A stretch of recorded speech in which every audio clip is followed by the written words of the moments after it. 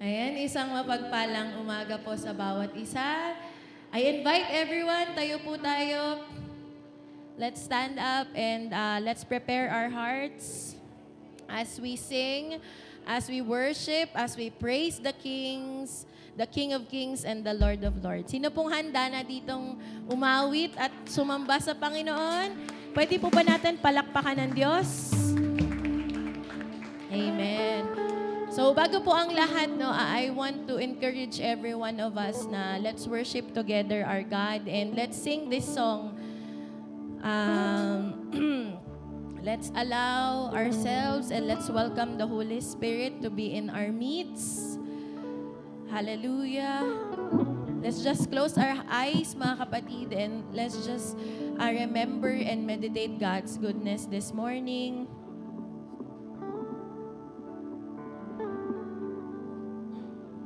Hallelujah, Jesus. Lord, Holy Spirit, we welcome you in this place, in our hearts right now. And we want to be rejoicing, Panginoon. We want to be full of gladness and with freedom and worshiping you and praising your name. And bago ang lahat, Panginoon, we humble ourselves to you, Lord. Let's sing our song to God. Come, Holy Spirit, fall on me now. I need your anointing, come in your power. I love you, Holy Spirit, you're captivating my soul. And every day I grow to love you more. Come, Holy Spirit, let's worship our God. Come, Holy Spirit, fall on me now. I need your anointing, come in your power. I love you, Holy Spirit, you're captivating my soul. And every day I grow to love you more. I'm reaching for your heart. You hold my life in your hands, drawing me closer to you.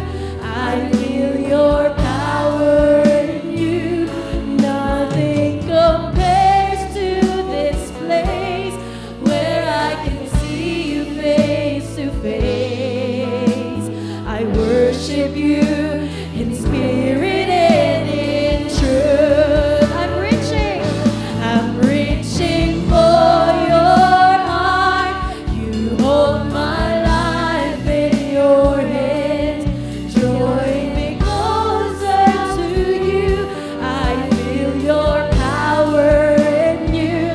Nothing compares to this place where I can see you face to face. I worship you in spirit and in truth. I'm reaching for your heart. You hold my life in your hand, drawing me closer to you. I feel your power in you. Nothing compares to this place where I can see you face to face. I worship you in spirit and in truth. Let's worship our God. For your God, all my life's in your hand, drawing me closer to you. I feel your power in you. Nothing compares to this place where I can see you face to face.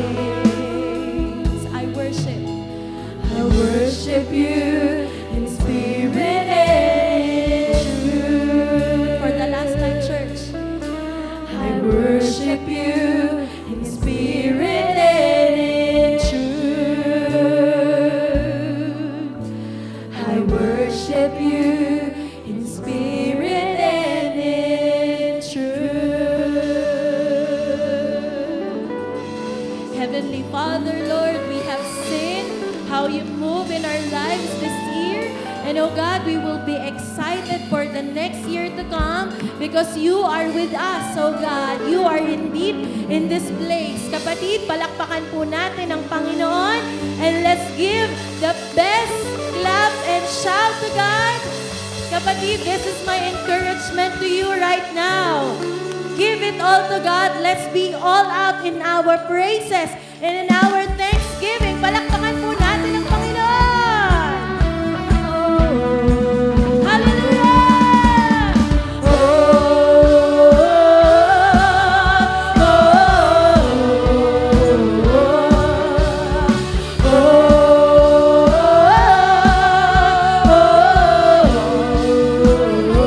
Let's declare. Open our eyes, Lord. We want to see you. Lord, we want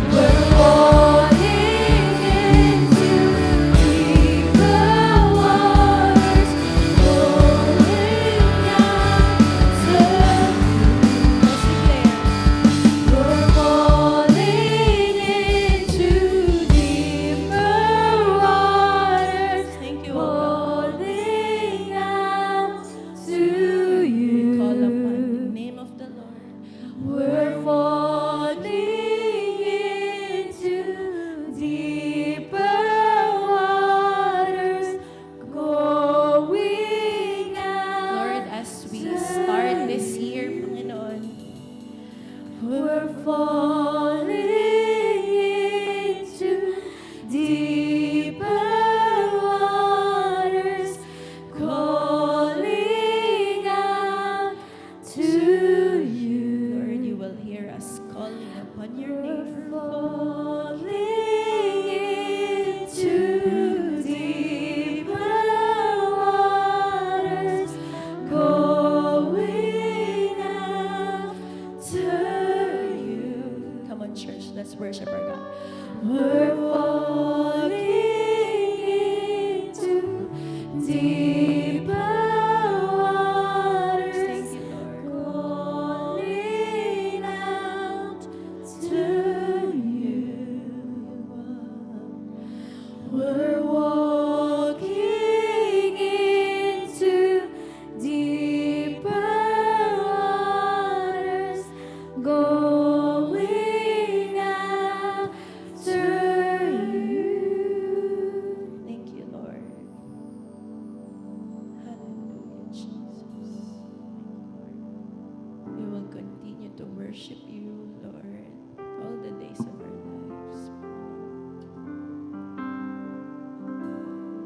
Thank you, Jesus. Thank you, Holy Spirit. Thank you, Father.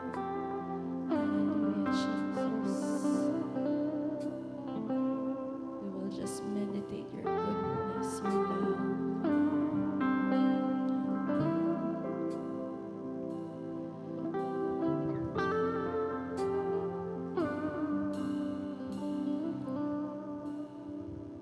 It was my cross you bore, so I could live in the freedom you died for. Let's worship our God. And now my life is yours, and sing of your goodness forevermore.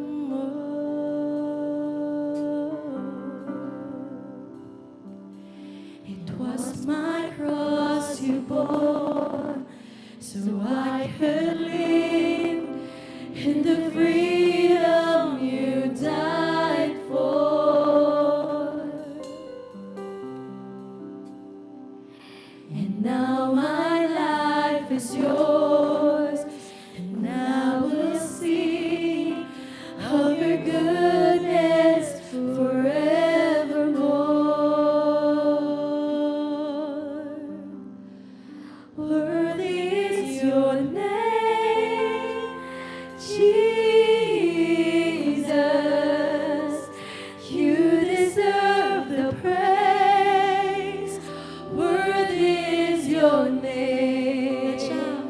Worthy is your name, Jesus. You deserve the praise. Worthy is your name.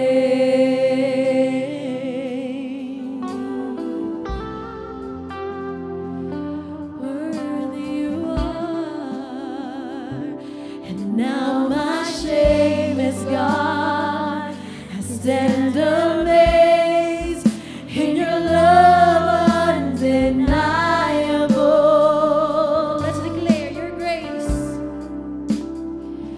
Your grace goes on, and I will sing of your goodness forevermore. Worthy is your name, Jesus. You deserve the praise. Worthy is your name. Worthy is your name, Jesus. You deserve the praise. Worthy is your name. You are indeed, Lord, the unstoppable God. Let's declare. And now my shame is gone. I stand amazed in your love undeniable. Let's declare your grace. Your grace list goes on, and I will sing of your goodness forevermore. Worthy is your name, Jesus. You deserve the praise. Worthy is your name. Worthy is your name, Jesus. You deserve the praise. Worthy is your name. Worthy is your name, Jesus. You deserve the praise. Worthy is your name. Worthy is your name, Jesus. You deserve the praise. Worthy is your name.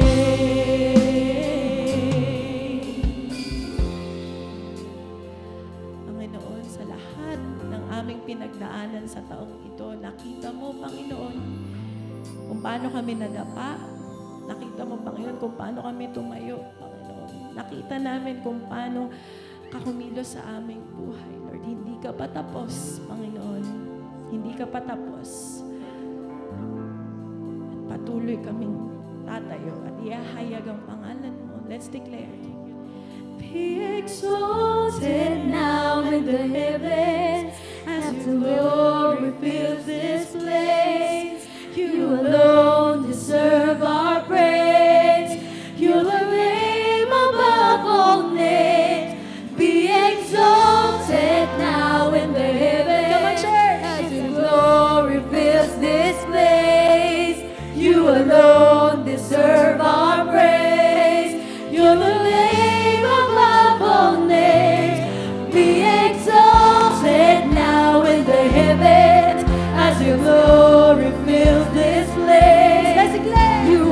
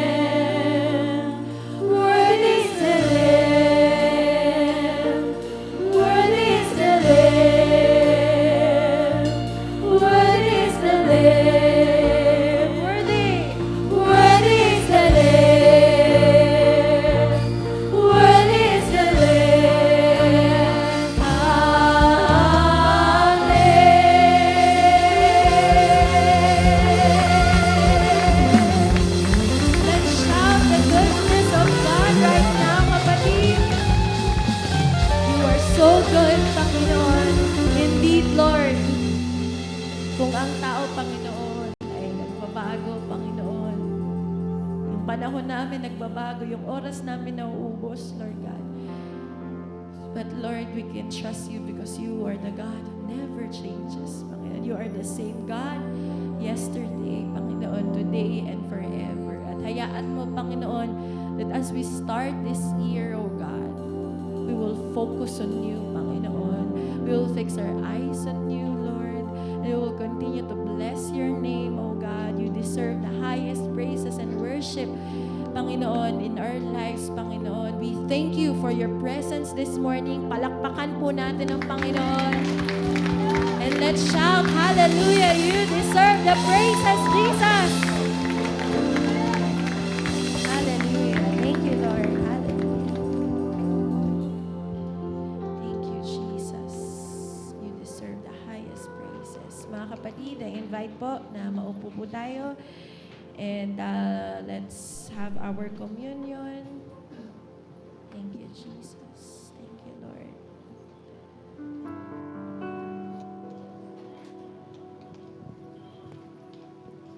Thank you, God.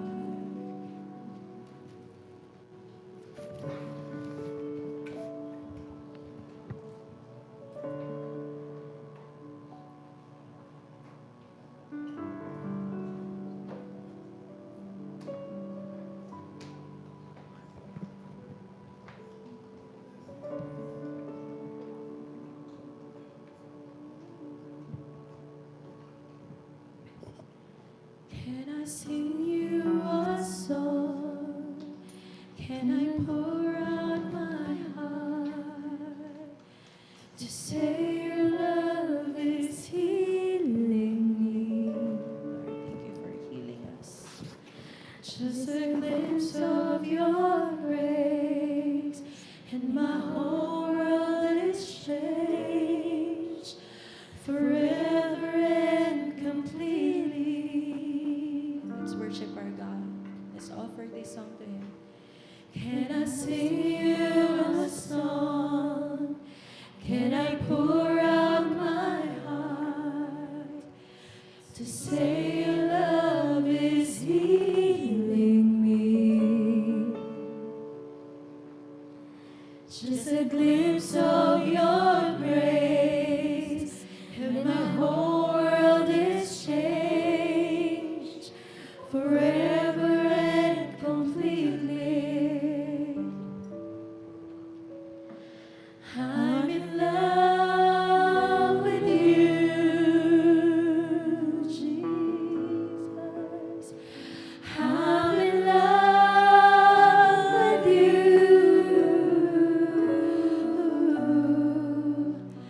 I'm in love with you. Thank you, Lord. I'm in love with you.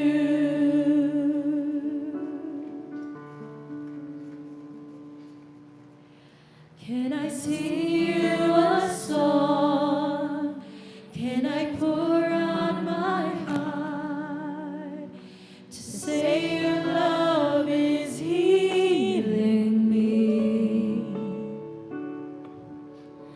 Just a glimpse of your grace, and my whole world is changed forever and completely.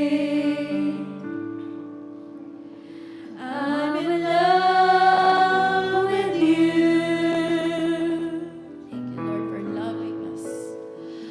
I'm in love with you.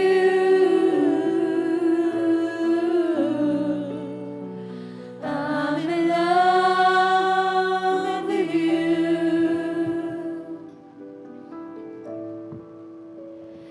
I'm in love with you.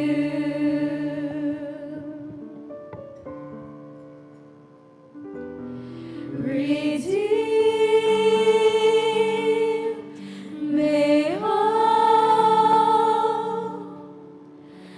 by the love that you poured out over my soul. Restore, I am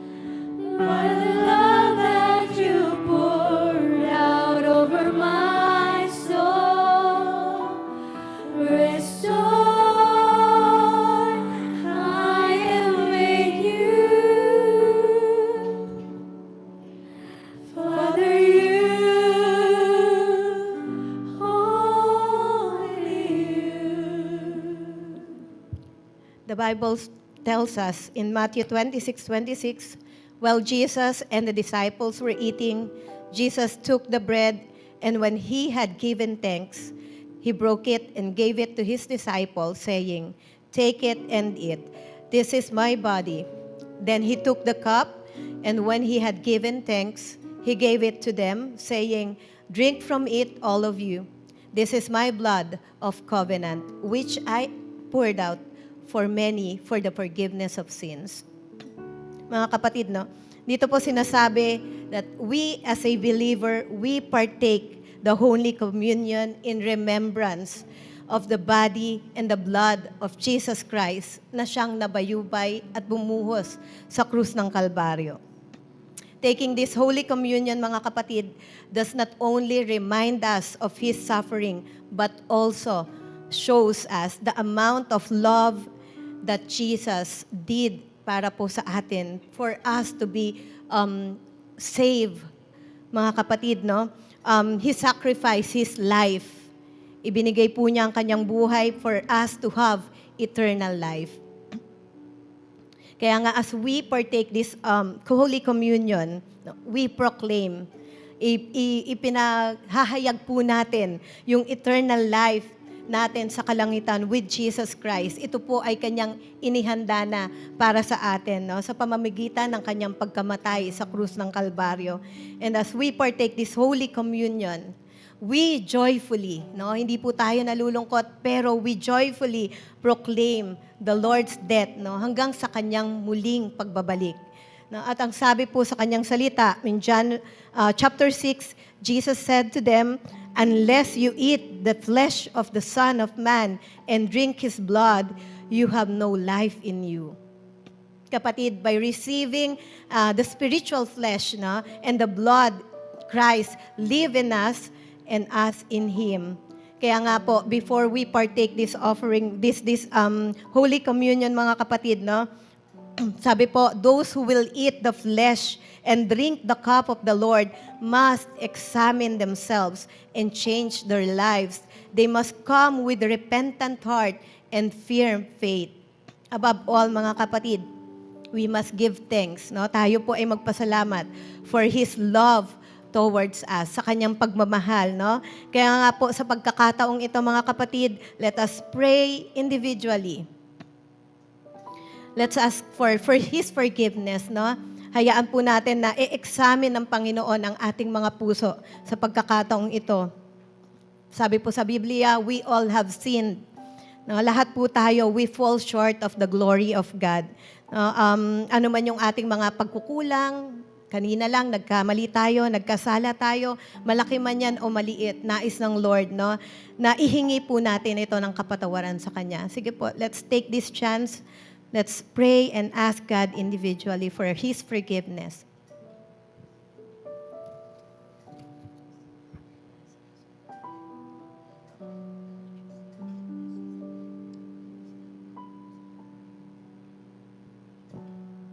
Let us all stand, mga kapatid.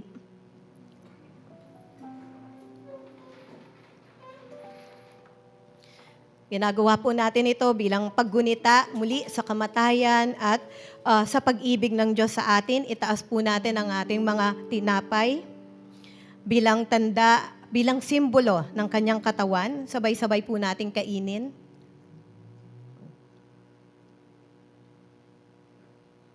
Itaas po natin ang saro bilang pagpapakita ng kanyang banal na dugo. Sabay-sabay po nating inumin. Purihin po natin ang Panginoon. Hallelujah. I praise you, Jesus. We glorify you, O God. Lord, salamat po, Panginoon, sa iyong buhay na ibinigay para kami ay matubos sa aming mga kasalanan. Salamat, Panginoon, sa iyong pag-ibig. Salamat sa pagpapatawad mo at pangunawa mo sa bawat isa sa amin. Thank you for your grace and mercy na patuloy po naming nararanasan. At ito pong paggunita namin sa iyong pagkamatay sa krus ng Kalbaryo ay muli po namin gagawin hanggang sa iyong muling pagbabalik, Panginoon. As a sign of our reverence, O God, Lord, As a sign, Lord, na kami po ay tunay na nagpapasalamat sa iyong kabutihan, sa iyong pag-ibig, sa iyong pagpapatawad. Sa iyo po namin binabalik ang papuri. In Jesus' mighty name we pray. Amen and amen.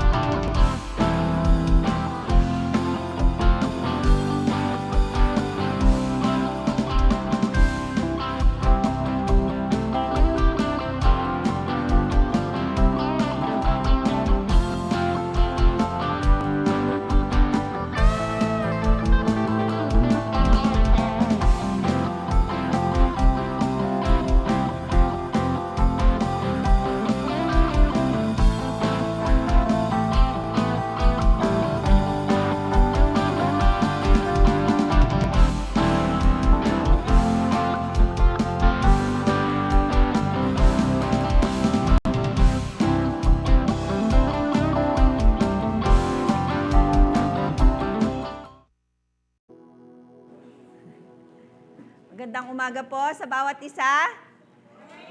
Good morning, Happy New Year. Are we excited today?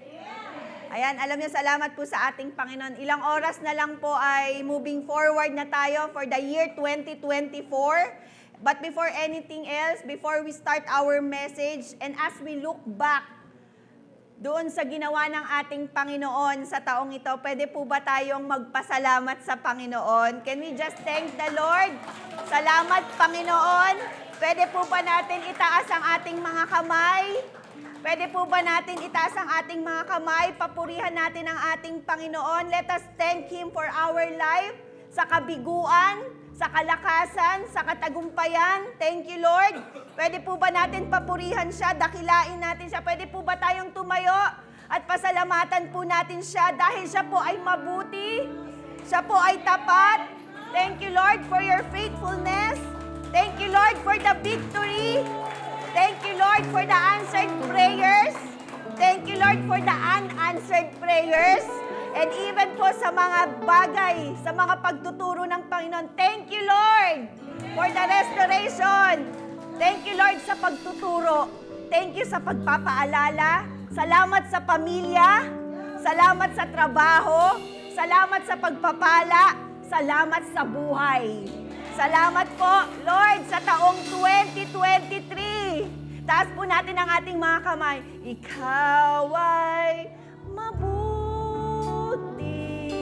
Yes, Lord, you are good, oh Lord. Ikaw ay tapat. Sa'yo ang papuri.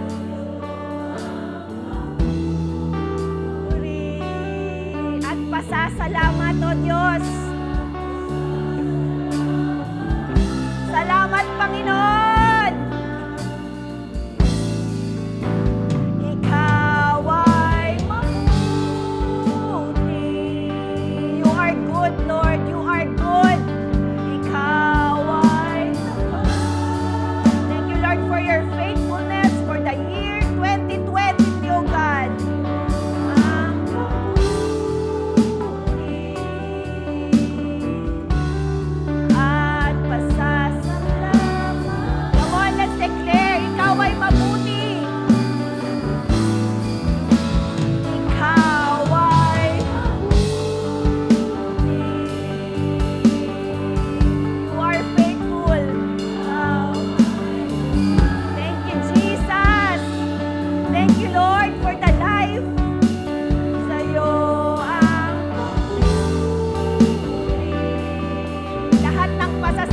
O Diyos. Sa dalamhati. Sa dalamhati at sa kabiguan. Sa pagluha ng puso na sugatan. Sa pagsubok na iyong pinahintulutan. Salamat o Diyos! Sa katugunan sa aking dala. Lord, salamat sa kalakasan. Thank you for the strength, Lord.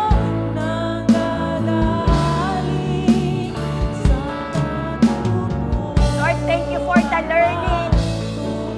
Thank you, Lord, for disciplining us, oh God.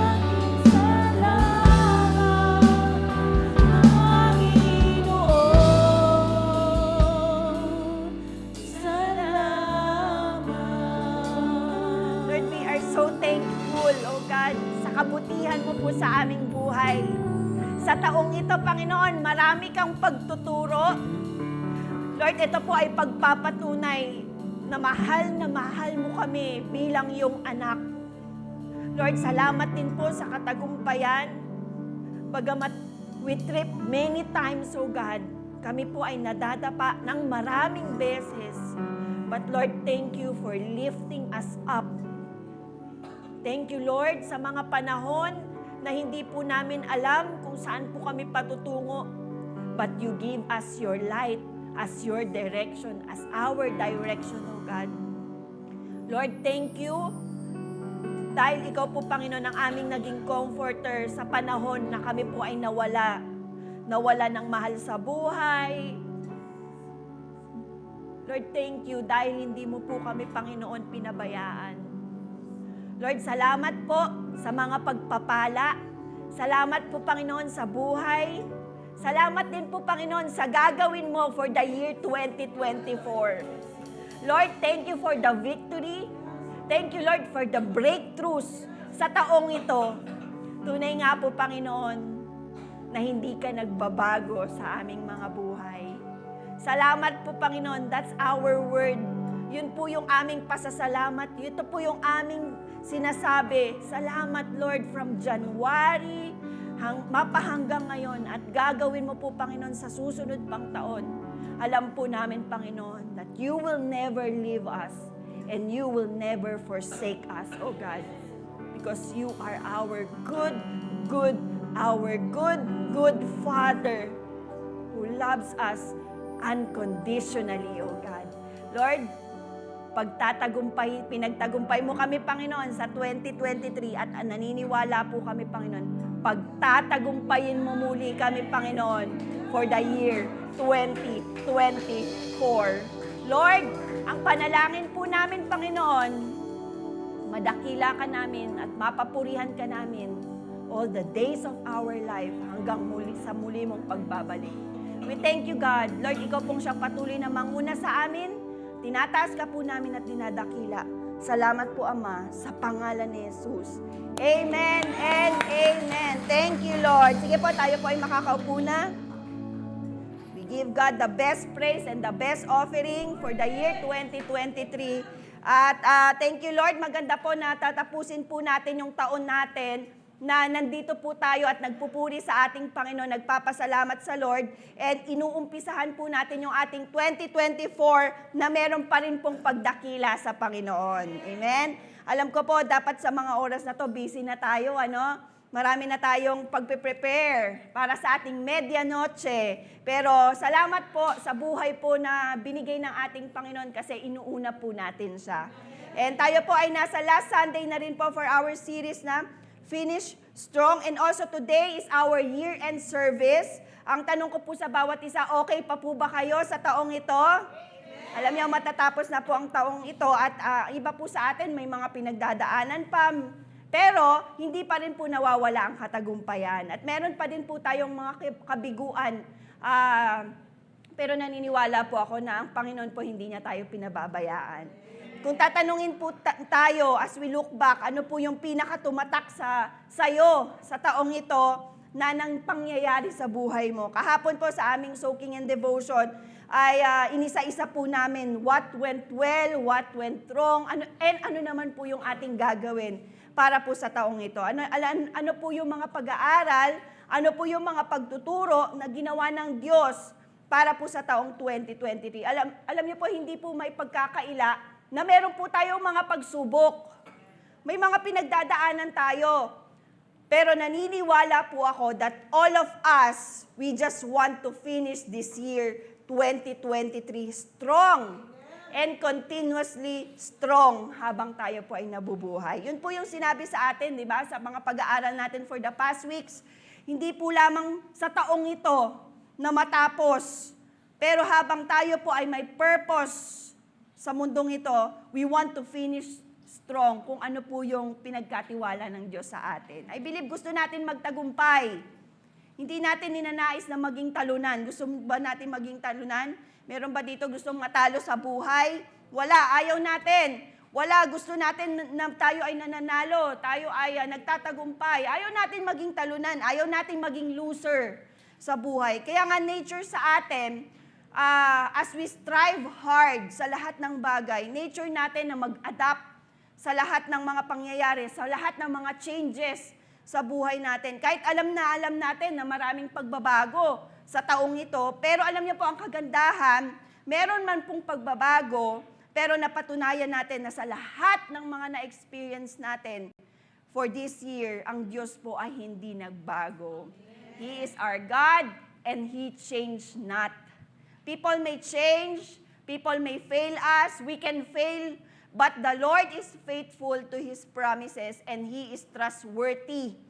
He is faithful to His word. He is the same God yesterday, today, and forever. At sa darating pa pong 2024. And as the year 2023 end, and also as the year 2024 starts, ganun may natatapos, pero merong inuumpisahan. Bagamat hindi po natin alam or hindi po natin nakikita yung kabuuang mga pangyayari sa taong ito, sa susunod na panahon, no one knows our future. Alam po ba natin kung ano ang ating future? But the very best thing to know is that Jesus holds our future. Jesus knows your future and He knows what is best for your future. Meron man tayong mga major changes sa buhay natin, pero I want you to know that His plans for you is to prosper us and not to harm us, but to give us hope and a future. And kaya thank you, Lord. Diba? Thank you, Lord, sa mga panalangin na tinugon niya sa taong ito at salamat din sa Panginoon sa mga panalangin na hindi niya tinugon. Kasi mas maganda ang plano ng Diyos para sa atin. Kaya alam niyo, kaya tayo nagpapatuloy, kaya tayo nakatayo ngayon, kahit nakaupo kayo, sabi nga ni Cheska nung Wednesday, it's all because of Jesus. One thing that we can learn for this year is yung importansya ng paglakad sa gitna ng kalooban niya. Kaya ang encouragement po sa atin sa umagang ito, para sa taong ito, let's focus. Let's deepen our relationship. Let's turn our hearts to Jesus. Kasi sabi nga sa isang quote, when you walk with Jesus, your defeat will turn into victory. Our failure will turn to His purpose. Our weaknesses will turn to His strength. He will turn our mourning into dancing. And He will turn our sorrow into joy. At sinong nais na magkaroon ng ganong buhay? No? Yung akala mo hindi natin makakayanan. But because of Jesus, you can finish strong by the grace of God. If we continue to be diligent, kung tayo po ay naging diligent, kung tayo po ay naging masipag sa taong ito, at tayo po ay naging malalim, laliman pa po natin ang ating pananampalataya. We continue to fear and honor God para po sa susunod pang taon. At alam nyo, tayo po ay nagtatagumpay, not on our own strength. Hindi tayo nagtatagumpay dahil malakas tayo, dahil magaling tayo. No, but through the grace of our God. Yan po yung pag-uusapan natin ngayon. Tagumpay, pagpapala na hindi po kayang ibigay ng mundo, pero katagumpayan na matatagpuan po natin kapag tayo po ay may relasyon sa ating Panginoon. Kung meron man tayong dapat makita sa taong 2024, yun po yung katagumpayan na ginawa ng Diyos at gagawin ng Diyos para sa taong ito. Ang focus po ng pag-uusapan natin ngayon ay hindi po mga para balikan pa yung ating mga past failures. Hindi po para balikan yung ating mga regrets and past life. Nangyari na po yun. Pero sa oras na to, we will celebrate. Today is a celebration. First, dun sa victory na ginawa ng Diyos for finishing strong that we had for the year 2023. And second, for the life na ibinigay niya sa atin sa panibagong pag-asa para po sa taong 2024. The purpose of our message today is to thank the Lord hanggang sa ating huling hininga. And we will start our year victoriously, and we will end our year victoriously, and we will start our year continuously stronger sa ating Panginoon. How to finish the year strong and start next year even stronger. Ito yung ating goal for the year to come. At ang title ng ating pag-uusapan, wala yung clicker ko. Ang title po ng ating pag-uusapan ngayon is New Year Focus. What should be our focus? Ayan, sa taong ito, nandito na naman tayo sa ating mga goal. Ikaw, saan mo nga ba tinitingnan ng buhay mo? Ano nga ba ang focus mo for the year 2024? Pinagkalooban ka ng Diyos, ng katagumpayan, ng mga pagpapala, ng buhay, at gagawin niya yan ulit for the year 2024. Pero tayo, bilang mga anak ng Diyos, ano ang focus natin para sa Kanya?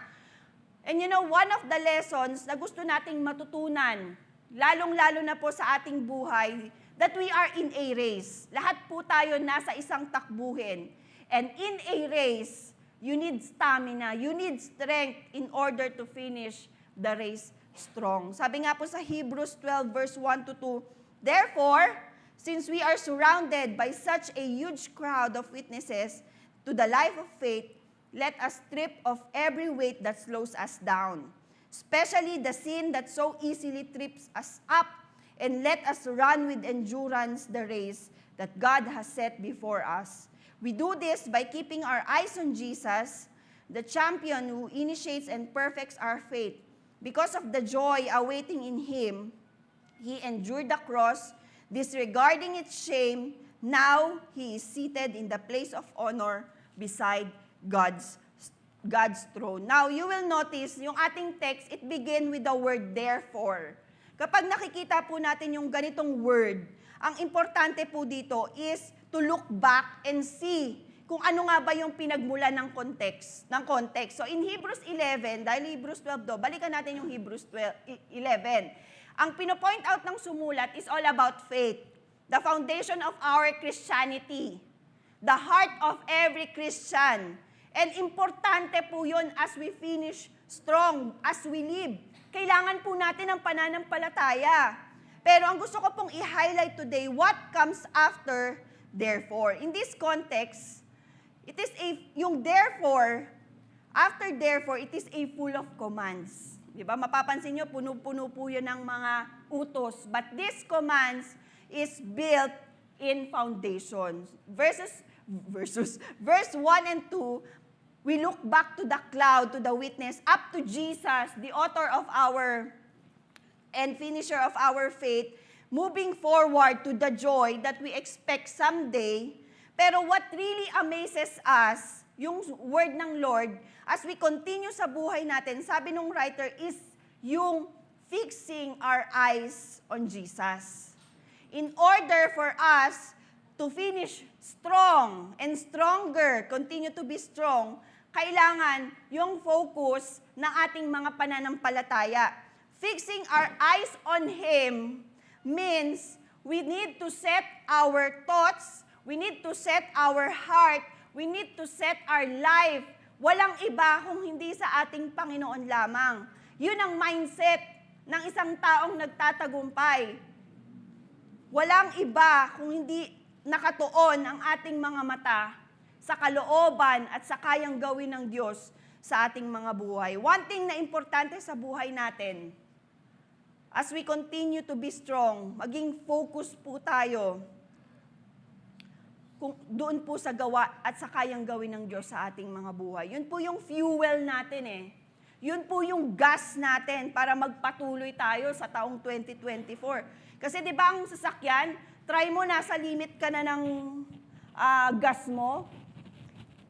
Hirap yung hatak eh. Di ba? Tama po ba sa mga driver natin? Hirap yung hatak. Ang gas sa pagluluto, pag paubos na yan, hindi ka na makakapagpatuloy sa pagluluto. Kasi ang hina na. Yung ilang minuto mo lang na pagpapakulo ng baka, aabutin ka hanggang sa mawala na yung gasol. And even in our life, kaya nga 'di ba, without the fuel, without focusing on Jesus and His will, what could possibly happen? Anong pwedeng mangyari? Try to imagine, nabubuhay po tayo na wala yung focus natin sa Diyos. Mahirap eh. Madali po tayong babagsak, madali rin po tayong madala ng mundo. Lalo po tayo, may mga iba't iba po tayong mga pagsubok na kinakaharap. May mga iba't iba rin po tayong mga ginagawa sa buhay. Minsan ito pong mga bagay na to nagdadala sa atin ng kapaguran eh. Napapagod po tayo. Sino dito hindi napapagod? Lalo kapag paulit-ulit yung mga pangyayari sa buhay natin, parang paulit-ulit na lang yung mga nangyayari. That's why we are called to run with renewed strength that focus on Jesus. When you are running and getting tired, ano yung isang ebidensya na physically pagod ka na? Alam niyo sa mga marathon, sa mga race, ito physiologically nabasa ko din ito sa isang article. Ibig sabihin, ito talaga yung manifestation o ito yung ebidensya ng isang pagod sa pagtakbo. Kung ma-observe nyo po sa mga tumatakbo, kapag pagod po sila, ang obvious evidence, sabi daw po sa pag-aaral, is drooping arms. Yan, drooping arms. Parang bagsak. And drooping hands and weakness. Sabi po yan sa pag-aaral. Kaya nga, di ba, pag makikita niyo yung mga pagod na parang, ayokong tumakbo eh. Kasi parang ganun ako lagi eh. Di ba? Advantage yon ng kalaban. Pag nakita niya na yung kalaban niya o yung tao pagod na or pagod na sa pagtakbo, uunahan niya na to kasi advantage yun eh. Naku, pagod na to. Kailangan ko ng unahan. And even in our spiritual life, may ebidensya po kapag tayo po ay wala na sa focus sa ating Panginoon. Kapag tayo po ay meron ng kapaguran at ang kaaway will take advantage, lalong-lalo na po when we are weak. That's why we need Jesus. Kaya kung mapapansin nyo, the author of this verse is like a coach. Diba? Urging, encouraging, bilang tayo, mga runner, to keep going. Focus, run with endurance, continue running. Focus to your goal. Mag-focus ka sa ating Panginoon, the author and the perfecter of our faith. Because Jesus is our fuel and we continue to run, we continue to finish strong. Of course, yung author ng Book of Hebrews is concerned about our spiritual strength. Because the race we are in is a race of faith. Hindi po ito competition of other runners, but it is a battle of inner self. Wala po tayong ibang kalaban dito kung hindi ang sarili po natin. And we desperately need endurance. Kailangan po natin maging matatag. Kailangan natin maging malakas so that we will finish our race. Matapos natin yung kalooban ng ating Panginoon. Alam niyo, nasa intro pa lang ako pero 11:15 na. Yan po ang focus natin as the new year starts. We need nourishment. We need Jesus. We need to focus our faith on Him to replenish, ibalik, bigyan tayo ng panibagong lakas. Yan ang encouragement sa atin sa umagang ito para po sa taong 2024. Alam niyo, ito po yung kagandahan ng meron pong Kristo sa buhay, na alam po niya na kaya niya, na hindi po natin magagawa kung wala po siya. Kaya sinasamahan niya po tayo. Alam niyo po, ang plano ng Panginoon sa atin ay magtagumpay. Ang gusto ng Diyos, pagtagumpayin po natin ang lahat ng mga battles na meron po tayo. Ang nais po niya, mapagtagumpayan po natin yung mga struggles and battles na kinakaharap po natin. Kung babasahin po natin ang Biblia, walang pong pagkakataon na ginusto ng Panginoon na bumagsak yung kanyang mga anak. Kahit nga sa mga anak natin, di ba? Ayaw natin silang mahirapan. Pero minsan, ang Diyos, He allowed these troubles, He allowed these hardships, hindi po para pabagsakin tayo. Pero hinahayaan ng Diyos na tayo po ay makaranas ng mga pagsubok para matuto po tayo. Sa kabila po ng kabiguan, at ang mahirap lang di ba? Sa totoo lang, pag magpapatuloy tayong tumakbo, lalo na kung meron pong mga pagsubok sa buhay, may kinakaharap tayo. Ang hirap mag-focus. Pero ang sabi ng Biblia, ang totoong sumusunod sa Diyos, yun ang totoong mga anak niya. At ang mga anak ng Diyos ay nagtatagumpay. Sino dito ang gusto ng katagumpayan sa taong 2024? At ilang oras na lang, no? Sino gusto natin na malagpasan yung mga pagsubok na meron po tayo para sa taong 2023 at wag na natin dalhin yung mga pagsubok na yon. Pero alam niyo, hindi po yan overnight na malalagpasan. Pero alam niyo, wala po akong ibang alam na kaparaanan, kundi to start to obey God, start to honor our God, and have a deeper relationship with Him. At kapag yan po yung ating focus, kapag ang focus po natin ay ang kalooban at ang pagsunod sa Panginoon, we will gonna see the victory because of Jesus. The battle that we have right now, it already belongs to our God. Kanta yun eh. And alam niyo po, isa po sa masasabi natin na focus sa kanyang pagtakbo sa Biblia is si Paul.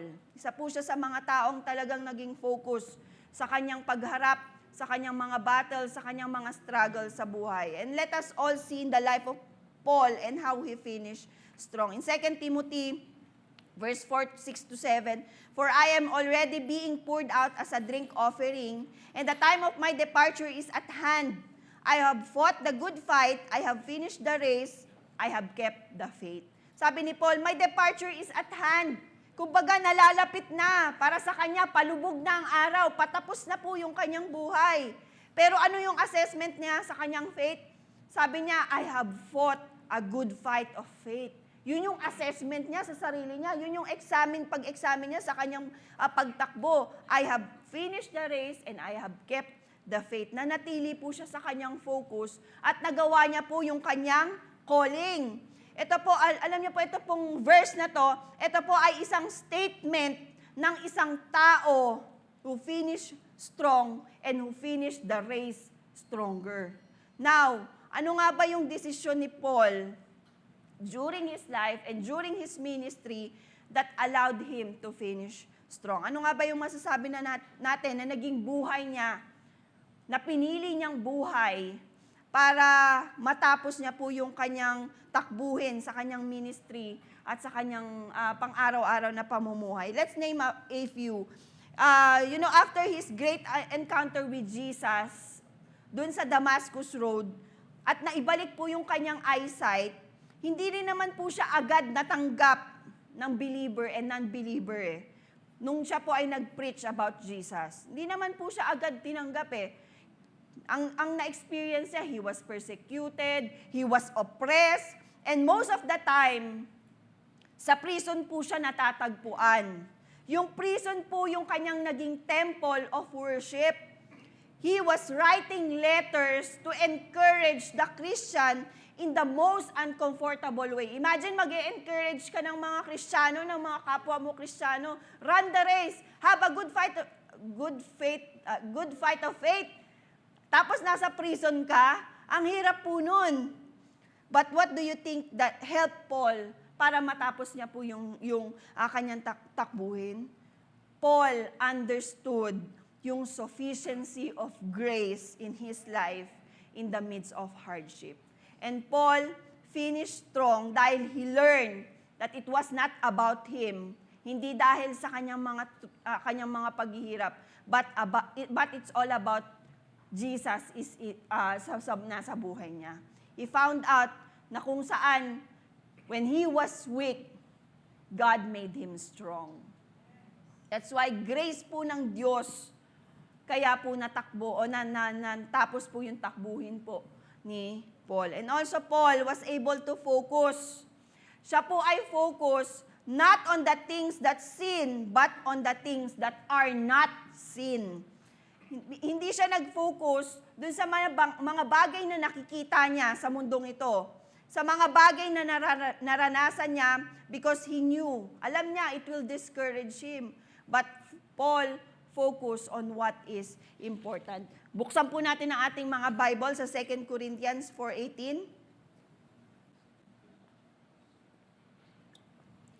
Sabi po doon, while we do not look at the things which are sin, but at the things which are not sin. For the things which are sin are temporary, but the things which are not sin are eternal. Things are sin. Ano nga po ba yun? Ito yung mga bagay na dito lang sa lupa matatagpuan. Kayamanan, karangyaan. Hindi lang yun. Yung mga paghihirap, yung mga trials, mga suffering, hanggang dito lang yan sa lupa. Kapag ikaw ay may relasyon sa ating Panginoon, lahat yon hanggang dito lang. At alam natin, lilipas lang yan. Tandaan natin, lahat ng ating mga pagsubok, dadaan lang po yan. Lilipas yan.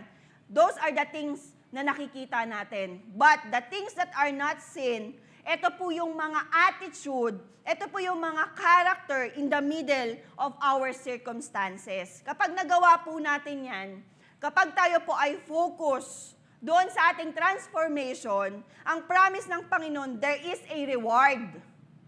There is a prize.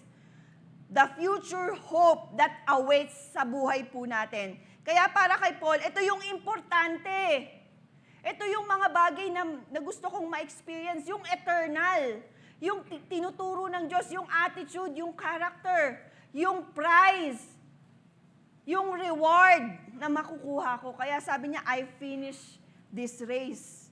Alam niyo, isa rin po sa mga natutunan natin as he ran the race, Paul learned to be content. That is a important part in finishing strong. No? Meron tayong natututunan. Diba? As the year end, meron kang natutunan. Yan yung mahalaga. Ang hirap naman nung dumaan lang yung isang taon na hindi ka natuto. Tapos the next year, dinala mo pa. Ang hirap ng ganun. We need to learn sa mga pinagdaanan natin sa taong ito.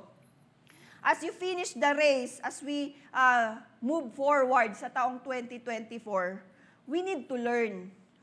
Paul learned the attitude of contentment. Ano ang kabaliktaran ng contentment? Greediness, ano pa? Discontentment. Ayan. Ayun, parang yun lang no? Contentment. Ang kabaliktaran, greedy. Diba? Lahat ng mga bagay na gusto mong makuha. This means,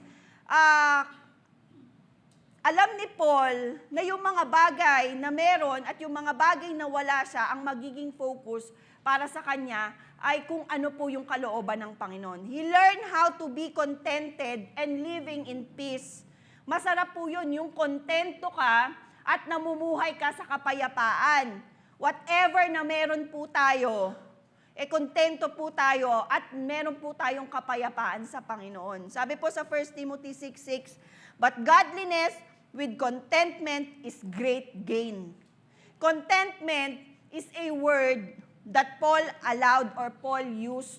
Kasi alam niya from the culture na meron po ang mundo po ang tinuturo sa atin, complete self-sufficiency. This is what our culture would preach. To look inside yourself for the power to achieve success. From position, possessions. Kapag yan po ang focus natin, ay hindi po natin matatapos o hindi po natin makukuha yung pinapagawa ng ating Panginoon. Diba? Yan ang tinuturo ng mundo. Kung wala ka ng mga bagay sa mundong ito, you need to strive hard or you have to gain more.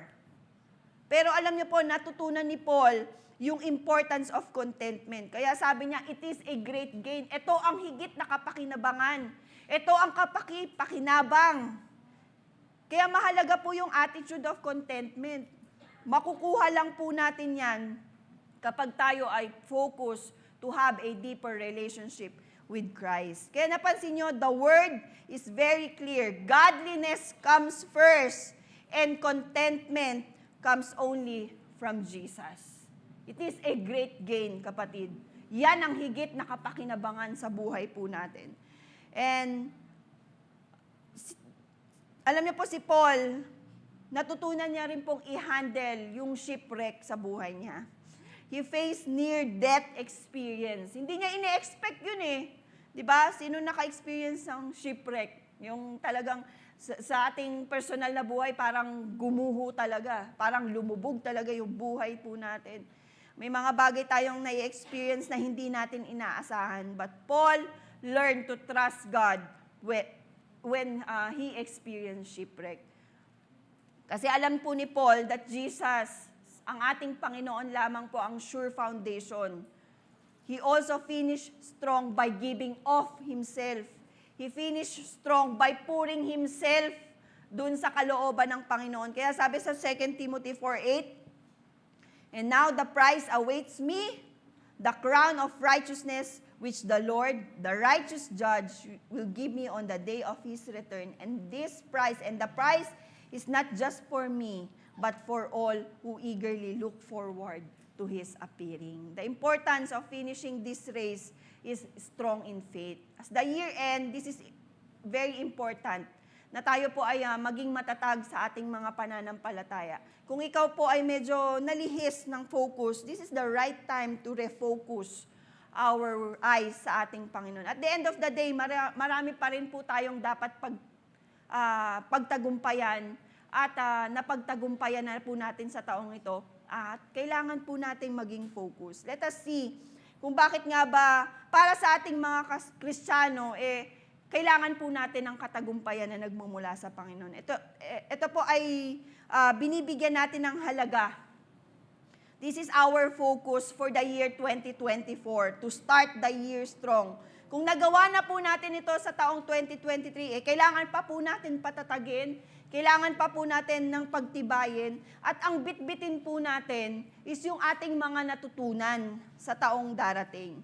We need to focus on our God. We need to have the eyes of faith, refocus on our great God. At alam niyo, sa taong ito, I believe hindi po madali. Hindi naman talaga smooth ang buhay, ang takbuhin. Pero kapag tayo po ay nakakaramdam ng kapaguran, ng exhaustion, ng weariness, and fading in our faith, humahanap po tayo ng kalakasan sa ating Panginoon. But we cannot do this alone. Hindi po natin to kaya mag-isa. That's why we need to do, in order to finish strong, is to run together. Ayan. Tingnan mo yung katabi mo. You need your brothers and your sisters. Ang tawag daw po sa isang ba yan, naano ko na, pre-em ko na. Ang tawag daw sa maramihang toge ay together. Ang corny ko. Ito po ay patungkol sa atin bilang mga brothers and sisters. So, tayo po ay magkakapatid sa pananampalataya. Isa po sa kagandahan, lalo po nung pumasok po ang pandemya, hindi po tayo nagkikita, hindi po tayo nagkakaroon ng gathering, but we learn to value people. Tama ba? Nung pumasok po ang pandemic, we learn to care for people, we learn to pray for people, natuto tayong pahalagahan ng bawat isa kasi na-miss natin ang bawat isa. Even po hindi natin kakilala, di ba? Hindi natin nakasama, pero we learn to pray and care for people.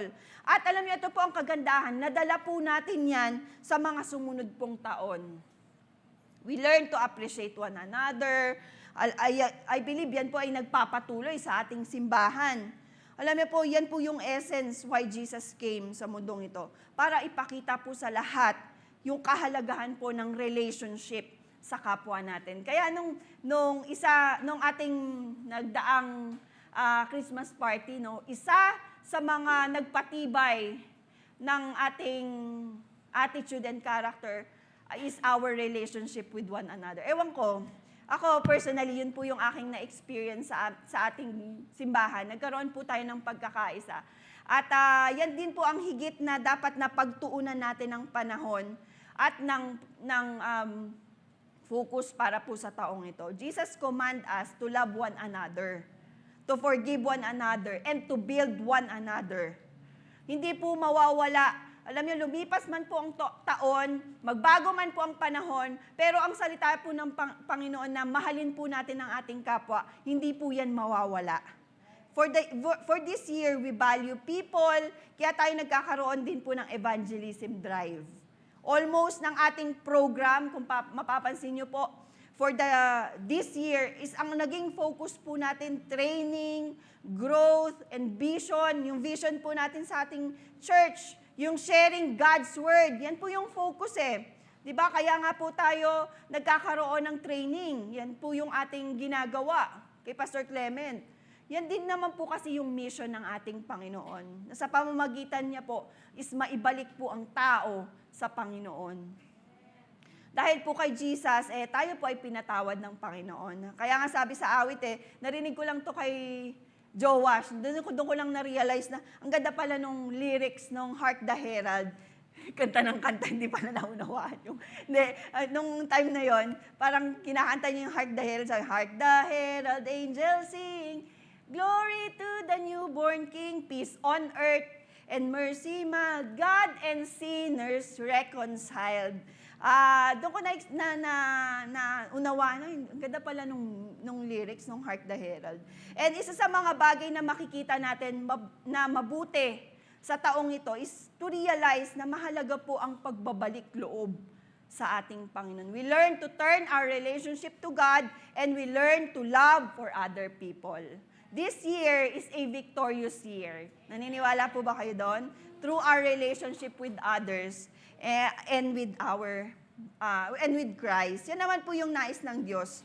Matutunan po natin na mahalin ang ating kapwa. At yan po ang ating dadalhin for the year 2024. Sabi nga po sa Ephesians 4:31-32, get rid of all bitterness, of all rage, of anger, harsh words, and slander, as well as all types of evil behavior. Instead, be kind to each other, tender-hearted, forgiving one another just as God through Christ has forgiven you.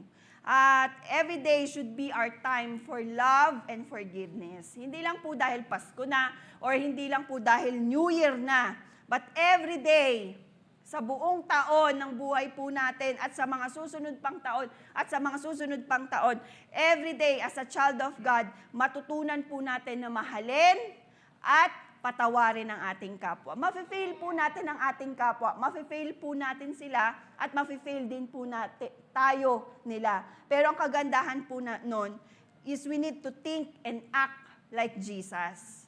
As a Christian, we know the end of the story and it should be victory. Sa mga pangyayari sa paligid natin, tama na po. Sabi nga, tama na. Tama na ang hidwaan sa ating mga Kristiyano. Tama na ang hindi pagkakaisa. This is the right time to love one another.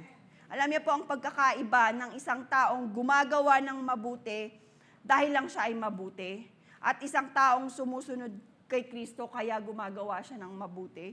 Ang pagkakaiba po nila is meron po siyang malalim na relasyon sa ating Panginoon. Natututunan po natin na mahalin yung ating kapwa. Ang pinakamagandang pagbibigay po ng kindness sa tao is yung hindi niya po kayang balikan o suklian yung kindness na yon.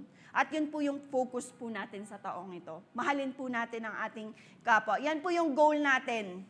Yung makita po ang ating Panginoon, makita po ang ating Panginoon sa buhay natin at makita po si Christ doon sa ating mga ginagawa. Kaya kung meron man pong dapat na impact sa taong ito, natuto ba tayong maging mapagbigay? Natuto ba tayong maging mapagpatawad? Natuto ba tayong maging mapagmahal? And being compassionate is our mission here on earth. As a church, as an individual, kahalagahan po sa relasyon sa kapwa ang ating focus for the year to come. And the Lord wants us to continuously strong building our life through our relationship. Sabi nga po sa 1 John 3:18, my little children, let us not love in word or in tongue, but in deed and in truth. Wag lang po sa salita, sa pamamagitan lang po ng ating mga sinasabi, pero sabi po, but in deed and in truth. Sa paggawa at sa katotohanan. Let us continue to pray and love one another. Amen? Sabihin niyo nga po sa inyong kapwa, I love you with the love of the Lord. At alam niyo po, let us all have this commitment. Ito po ay commitment, mga kapatid. Hindi po namin ito sinasabi, pero ito po ay personal commitment po natin sa ating Panginoon. Pag nakikita po natin ang ating kapwa na nahihirapan, may pinagdadaanan, let us encourage. Pag nakikita po natin na ang ating mga kapwa ay nagkakamali, let us correct them with love. At even kami po, kung nakikita niyo po kaming nanghihina or kami po ay nagkakamali, magkaroon po tayo ng commitment to pray and encourage one another kasi yan po ang ating focus for this year. Even your pastors need your prayers, need your encouragement. We need to run together in order to finish the race that God set before us. And pangalawa po na makikita natin is we need to be strong over hardship and trial. Sino po naniniwala that despite of what is happening sa taong ito, we believe that there will be a victory over trials and temptations. Naniniwala tayo na sa taong 2023, pinagtagumpay po tayo ng ating Panginoon. At hindi po natin mararanasan magtagumpay kung wala po ang ating Panginoon sa buhay natin. Hindi po tayo titibay at hindi rin po tayo magtatagumpay kung wala po ang ating Panginoon. Kaya nga po kung titingnan lang natin ng maigi, meron pong mabuting na idulot din po yung pagsubok na inalaw ng Diyos. Minsan inalaw po ng Diyos yung hardships na yan for us to grow and for us to learn. For us to see na ang Diyos is nagbibigay po ng victory kapag tayo po ay marunong magpaturo sa ating Panginoon. Hinahayaan po ng Diyos na makaranas tayo ng mga pagsubok doon sa problema na yon para makita po natin na ang Diyos pa rin naman po ang magbibigay ng katagumpayan sa atin if we allow Him. Sabi niya sa John 16:33, I have told you all this so that you may have peace in me. Here on earth, you will have many trials and sorrows, but take heart because I have overcome the world. Isang bagay po ang sigurado ako para makita ng bawat isa na sa lahat ng bagay na ito, pinagtagumpayan na po ni Jesus para sa akin at para sa iyo. Because of Jesus, tayo po ay merong victory sa mga pagsubok. Kaya hindi po natin pwedeng sabihin, nadala kasi ako ng pagsubok, nadala kasi ako ng mga problema, nadala kasi ako ng tukso. Kapatid, sabi ng Panginoon, in this world there will be trials and sorrows. Pero sabi ng Panginoon, take heart, because I have overcome the world. Kaya nga alam niyo, comforting po yung words ng Lord. Sinasabi ko ito sa'yo. Expect po natin na meron po mga pagsubok, may mga trials, may mga persecution. Pero ang sabi po ng Panginoon, huwag ka mag-alala, lahat yan na pagtagumpayan ko na para sa'yo. Di po ba isang malaking kagaanan po yun sa pakiramdam? Ang kailangan lang po nating gawin is to be strong. Gawin po nating maging matatag sa ating pananampalataya. At magagawa po natin yan because God is with us. Amen? Wala pong victory, wala pong katagumpayan kung walang laban na pinagdaanan. Sa lahat ng gustong maging matagumpay, gusto kong maging matagumpay, isang bagay lang po, humanda po tayo sa unos ng buhay. Lalong-lalo na po sa taong 2024. Hindi ko po kayo tinatakot, pero hindi po natin kailangang sumuko. Because God is the strength of our heart. Alam niyo po, ang idea po ng tao of looking to God for strength, lalo na sa midst of trials and hardships, ay matututunan po natin sa verse ng Psalms 46, verse 1-3. Sabi, God is our refuge and strength, an ever-present help in trouble. Therefore, we will not fear, though the earth give way and the mountains fall into the heart of the sea, though its waters roar and foam, and the mountains quake with their surging. Ang purpose, ba't inaalaw ng Lord itong mga paghihirap na to? That in this hardship, that in these trials, remind us that God is present. Ang Diyos ay naandyan. God will always help us. God will never leave you. God will never forsake you. And instead of trying to avoid this suffering, mas maganda po, we need to seek our Lord sa mga pagsubok na meron pa po tayo. For us to be matured. Ano po ang tinuturo ng Diyos sa atin? Yun po yung maganda eh. Kapag meron po tayong mga pagsubok, ang unang tanong, bakit ako? O ano ang tinuturo ng Diyos sa akin? And in reality, as part of His plan, ang gusto po ng Panginoon is tayo po ay maging katulad ng ating Panginoon. Katulad po ni Jesus. And sigurado po ako, marami po tayong pagsubok na pagdadaanan. Pero kung patuloy po tayong mananampalataya, ang lahat po ng bagay na yan ay mapagtatagumpayan po natin. Weeping may endure for the night, but joy comes in the morning. Let us endure these trials with grace and with courage. And pangatlo po, ito po yung bagay na hindi magbabago. Lumipas man po ang taon, ito po yung bagay na hindi po kayang pantayan ng kahit ano. Nasa taong ito, makita natin, pwede po ba natin basahin ng sabay-sabay? There is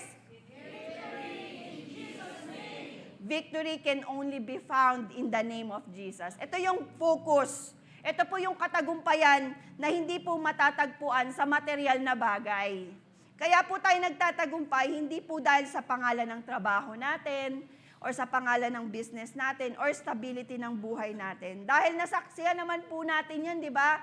Sa panahon ng pandemya, na kahit po yung pinakamalaking kumpanya, naapektuhan po ng crisis. So, mas lalong hindi po tayo magtatagumpay o nagtagumpay dahil po sa ginawa po natin. Hindi po ito dahil sa mga nag-gain natin. Hindi po matagumpay dahil sa possessions and positions na meron tayo. Hindi po tayo nakatayo today dahil maganda po yung ginawa natin sa church. Pero tayo po ay nakatayo ngayon at nagtatagumpay because of Jesus alone. Kaya ka still standing, you are still standing, ikaw ay nagpapatuloy dahil po sa grasya na ibinibigay ng Diyos sa buhay mo. So kung ikaw ay matagumpay na, praise God because of Him. At only in His name can be found our salvation. Kaya nga sabi po sa Acts 4:12, sa Kanya lamang matatagpuan ang kaligtasan sapagkat walang ibang pangalan sa buong daigdig na ibinigay ang Diyos sa mga tao upang tayo ay maligtas. Sa pangalan po niya, meron pong kagalingan. Sa pangalan po ng ating Panginoon, meron pong katagumpayan. Sa pangalan po ng ating Panginoon, merong kaligtasan. Sa pangalan po ng ating Panginoon, merong restoration. The name above all names. Kahit nga po ang pinakamalaking pangalan sa Pinas, merong limitasyon eh. Kahit nga po yung makapangyarihang pangalan nag-fail, but only the name of Jesus gives us victory. Sabi po sa isang quote, to holy people, the very name of Jesus is a name to heal upon, a name to be saved.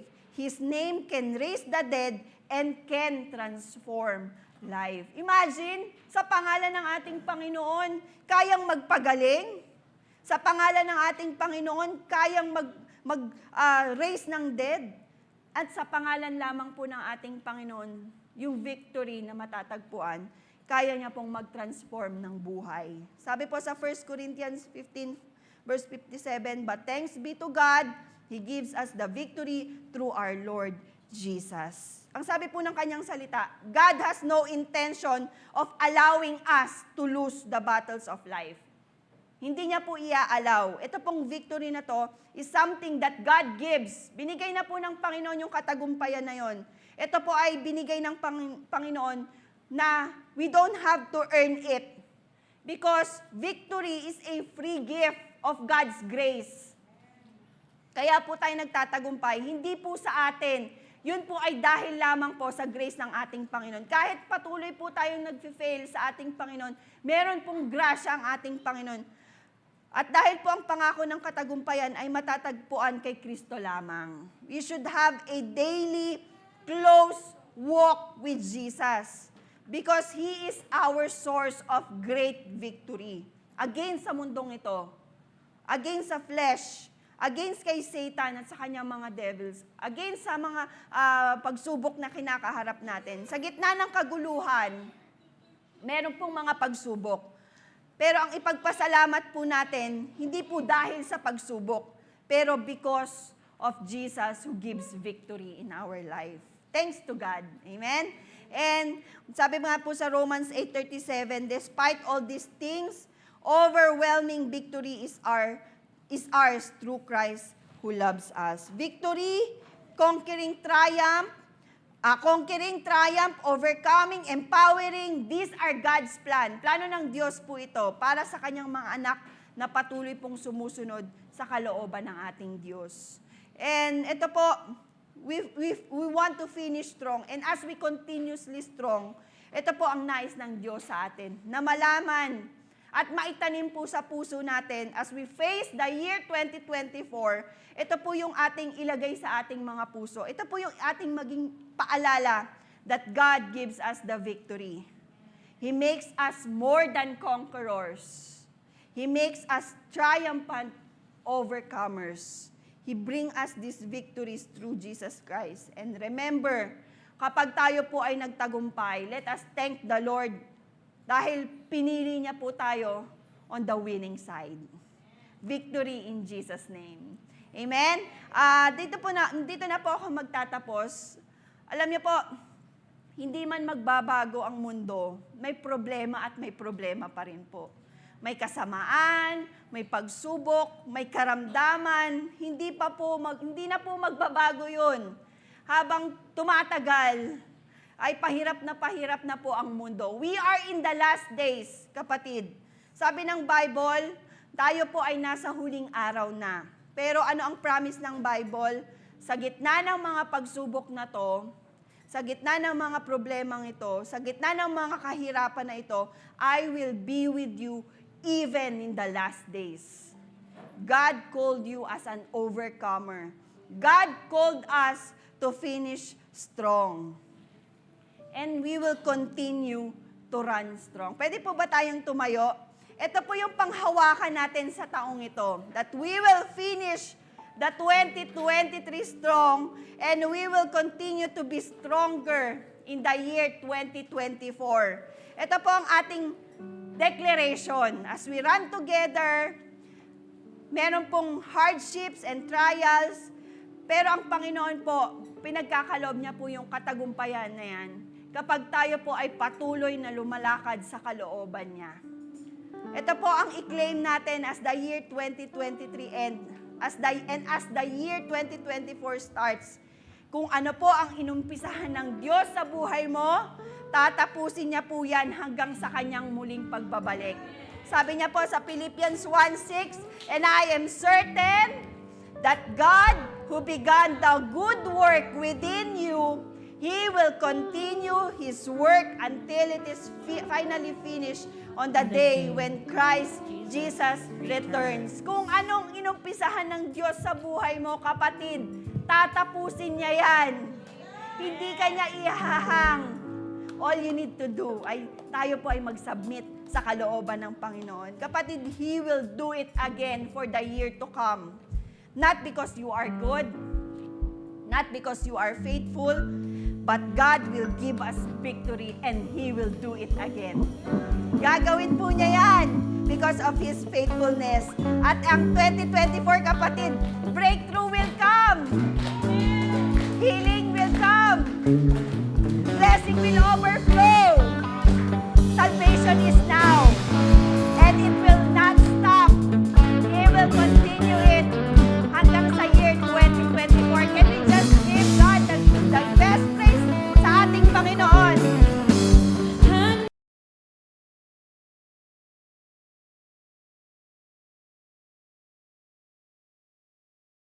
God made me a promise that He won't stop now.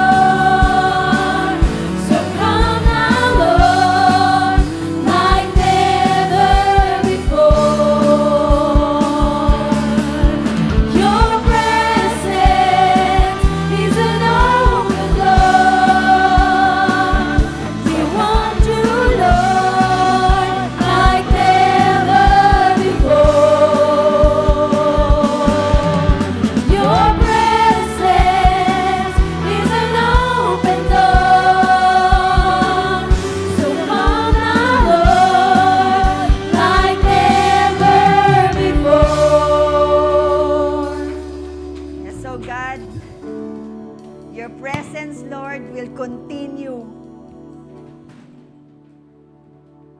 hanggang sa susunod at mga susunod pang taon, Panginoon. Lord, you are faithful. Thank you, Lord, for you are faithful. Sa taong ito, ang ipanalangin natin, tayo po ay magpatuloy, ang encouragement po ng Panginoon, tayo po ay magpatuloy na lumalim sa pananampalataya sa Panginoon.